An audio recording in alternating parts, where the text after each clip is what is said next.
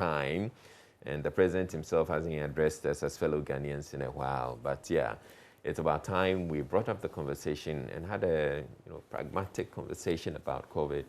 I think it's also an assessment of where we are, and how we're doing with the management. Yeah. The buzz has kind of died down in terms of, all of that. We're again relaxing, you're going out and kind of seeing people not really wearing masks, kind of just chilling. Yeah. Some of the restaurants, the pharmacies, the shops are relaxing their rules a little bit, maybe not intentionally, but you can almost kind of walk in and, do a quick, in and out and get away with not wearing a mask.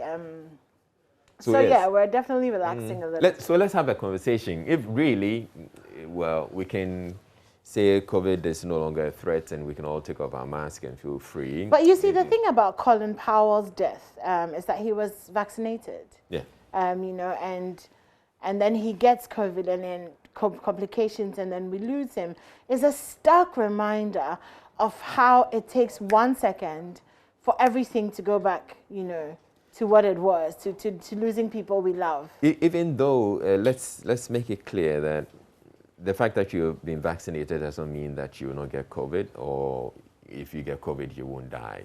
It's without the vaccine, your case becomes a lot worse. Yeah. So it's a preventive measure. It works, but then it's not foolproof. And vaccines themselves, really, is not the fact. I mean, the fact that you get the vaccine or you've been fully vaccinated does not mean that when you won't get COVID. Yeah. And again, let me just repeat: the fact that you get COVID and you've been vaccinated doesn't mean that you wouldn't be severely ill. So. Yeah. Absolutely. Should we get our friends, listeners, watchers involved in the conversations? This morning we talked about Commander. Yes. We also talked about the fact that, President says, well, actually, I never promised it's like a man, you go and con a woman and then later on, after in a relationship, she's talking about marrying and but I never said I was going to marry you. Yeah. Yeah. It was my brother who said it. No, it was my brother who said, I might marry you, yeah. But yeah, after much assessments, I've decided not to. So why don't you tell us what you think about what's happening in Cape Coast and also with the Commander, sugar factory as well. We'd love to know. It would be good to connect with Richard Kojo-Nyarko, since he's a correspondent, to let us know what the people feel about all that has gone on and what their reactions are to all that is happening. So, yeah. Okay, so phone lines. Let's open the phone lines and have the conversation. The phone line should be up on the screen in a second. Call us and tell us what you think about the whole, Commander thingy starting next year, March 2022. And obviously, the fact that the president said that Cape Coast is getting a landing site and not a harbour. Call us. It's 0302-211-6912. 0302-211-6912. Okay, awesome. So here's the thing. About the harbour, the vice president said that, we're going to get you a harbour. The president says, you said we're going to get you a harbour. It's like we're going to walk into... I don't know. Walmart, Costco and buy a harbour and bring it. The president said, no, I never promised you that. But what the manifesto say, that's what we have on your screen right now. So you go to page 88, and it's online actually. So you can go online right now and go and check it out. So yes, you have on point 206. Okay, so 206, construct new harbours at Jamestown, Accra, and in Keta. Okay, so that's that bit. And then it goes to 207, continue building landing sites at Cape Coast. Continue building landing sites at Cape Coast, Mumford, Teshi, Axine. All right, so here's but I think also on page 162 or 161, he actually talked about the airport. So if we can... No, the harbour.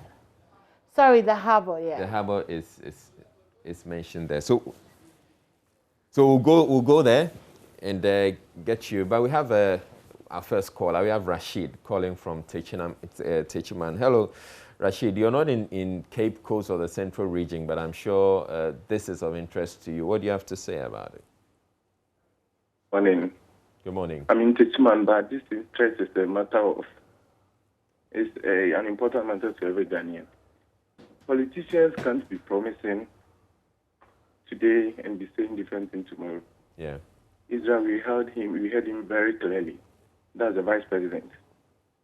It was not only documented, it was voiced out, right? Yeah. He said it. Everybody heard it. But I think it's an agenda. For me, I think they are trying to make the vice president unpopular. Oh, Yeah, really? that's what I think. Why? Because I think the president is trying to make a fool out of the president. He was the one who said it, voices out. People have been listening to it. So imagine the vice president coming back to contest for the flag bearership. Yes, imagine that situation. And he going to Cape Coast to campaign. It's a bit more easier. I get you, but you see, it's not just what the president said, or what the vice president said. It's also about what is contained in the manifesto of the party. And that is even making the things worse. The vice president voiced it out, and it is contained in the manifesto. So the vice president essentially mentioned some parts of the manifesto at the lunch. And the president is trying to debunk that they never thought of something like that. Meanwhile, the vice president read it out in front of thousands of Ghanaians. Yes, it's serious. All right, thank you very much Thank you. for calling. So yes, we have Bawa calling from Wa. Hello, Bawa. Yes, please, Mr. Lai. Good morning. Good morning. I wanted to find out whether, the president, they're not working in a team. How could the president give, a full detail about, building, an airport in Wa, while the vice president also giving different, information about the airport? If we can link to, what the finance minister said, he alone mentioned that they are going to create 100 million jobs. But later he went to, a graduation ceremony to tell that, the graduates that they should create just for themselves. It's not contradictory. You are saying that you're going to create 1 million jobs, but rather you are not telling us that there are no jobs. So what are the kind of jobs that you are trying to create? You are trying to create the 1 million jobs. So you see, all whatever they are doing, they are, a bit of contradictory among themselves. So we, the youth, will have to rise up, to always, let the leaders account for us all the time. Thank you very much. Yeah. All right, thank you very much. We have Harris calling from Pando. Hello, Harris. Hello. Good morning. Good morning. Me, what I can see now is on the manifesto. It's a written document, but the vice president's tone is a slip of tongue. Oh, how do you mean it's a slip of tongue? Yes, that is what I can see. How do you explain that? He's launching the manifesto for the party. He's speaking for the party. You couldn't probably making a mistake when you say that, especially when it's documented. So we have it on our screens right now. So it listed the things that need to be, the promises that's been made. A new harbour in Cape Coast and a new airport in Cape Coast. So these are two things that were promised. But on the manifesto 207, it said they will build landing sites at Cape Coast.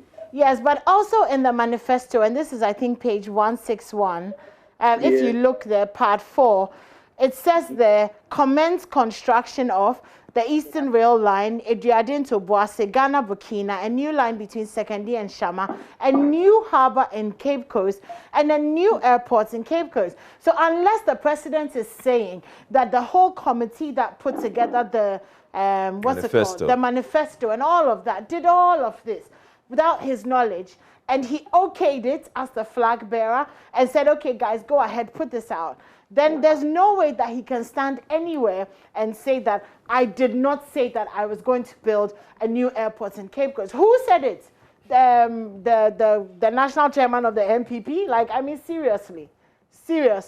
I think we need to call the president out, because this is honestly just, I don't want to say it's a bold-faced lie, but I mean, then we can pardon the vice president anyway. It's more than pardoning the vice president. It's actually apologizing to the vice president, because I mean, like one of our callers said, and I'm not going to get into MPP politics and whatever it is, but it is painting the vice president very bad. Very, very bad, because then he appears much more incompetent. And like our first caller says, if he has political ambitions, then you've painted him as somebody who went to lie in Cape Coast, which he didn't, because he was reading from the manifesto, which I would like to believe was approved by everybody who matters. Anyway. All right, thank you very much. We have Christian also calling from Spintex. Hello, Christian. Yeah, hello, sir. Good morning. Good morning. Yeah, please, I'm calling from Spintex. Yes. Okay. So I just wanted to ask a very simple question. Sure. Does it mean that the government, or let's say the president and the vice president, they don't have simple communication on what? Because here, like the case, you come to give us a problem. And later on, the president. Hello? Yes, we're listening to you. Okay. So the vice president comes to tell us to build an airport. And right now the president is also telling us that he has never promised us an airport. So now the question is there misinformation or what? What are they trying to tell us? It's very simple. All right. That's my question. All right. Okay, so we're going to move on to our next conversation. Before we do that, though, I really would like an apology to the vice president, or some sort of statements made about the fact that, you know, his credibility has been called into question. And of course, the economy does that for him every day. But it doesn't mean that we should add some. But hold on. It could also be that the president may have he said it, and then he later pointed it out to him that way. Okay, it's in a manifesto. Okay, so then he should come out and say. So he comes back and say, okay, sorry. So we're going to give you that. Yeah, he should come out, because he doesn't have anything to lose. I mean, he's done being president after this term, you know. So what is my problem, Cry? Like today, I'm being like you. I'm speaking for. I stand with Baumia today, just today. Anyway. Yeah. But we'll be back with our next conversation. Don't go anywhere. It has to do with COVID. Stay tuned.